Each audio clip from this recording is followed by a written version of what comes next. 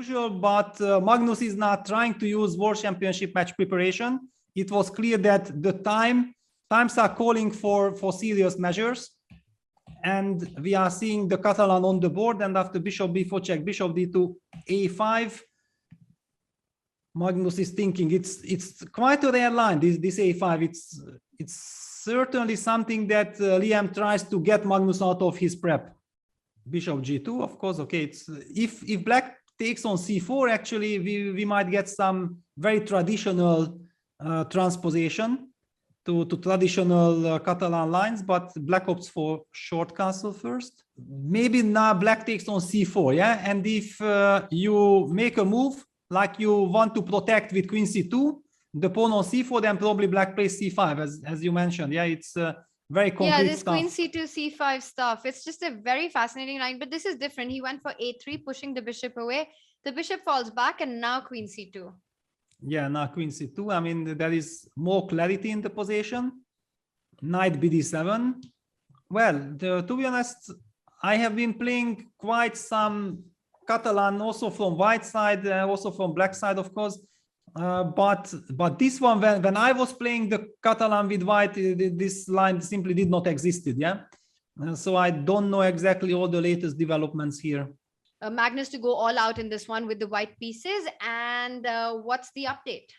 Yeah, that's exactly what he's doing. So we had a3, bishop e7, queen c2, knight b7 on the board, bishop f4, c6, castles a4, knight c3. I mean, one also has to mention that, yeah, there are like two ways of playing the Catalan against this so-called orthodox close Catalan, that with some positional matters or by brutal force, that you sacrifice the pawn and go for very double edged positions.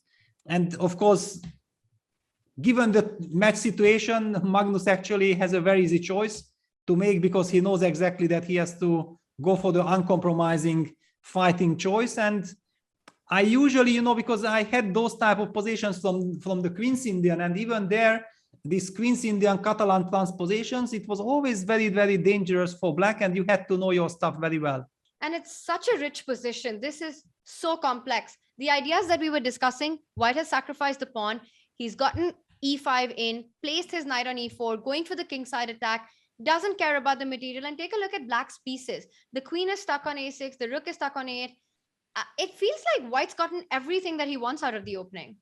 Yeah, exactly. There is also this very big twist that by putting this pawn on a4 very, very quickly, actually black doesn't have this typical counterplay with b5, b4. And Magnus is also coming very quickly now with h5. He sacrificed the pawn. He's trying to break black's construction. Yeah, queen e2. So basically he wants to provoke g6, after which he wants to use the dark squares.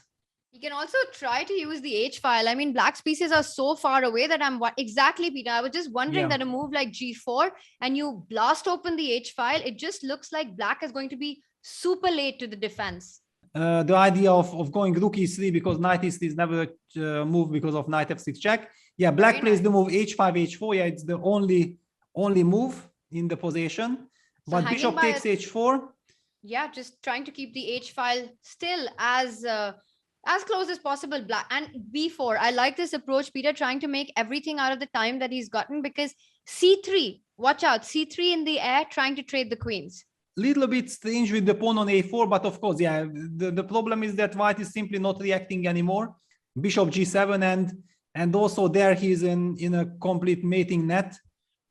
I mean, b takes a3. I won't even be surprised if Magnus just ignores the a3 pawn. I don't know if that's too much, but even a move like queen h3 comes to mind. Okay. Magnus goes knight f6. Yeah, takes. This is your position. This is what we've been discussing, right? And he doesn't even care about the a3 pawn, what's happening on the king side, on the queen side. He's saying, you can take the house there. I'm coming for your king. Bishop f6. A takes b2, Peter. Let's have a look at this line a little slowly now. I think also, you have queen f4. Queen f4 threatening rook h3. Yeah, that's the other idea. Yeah, this and this. Yeah, it should be made.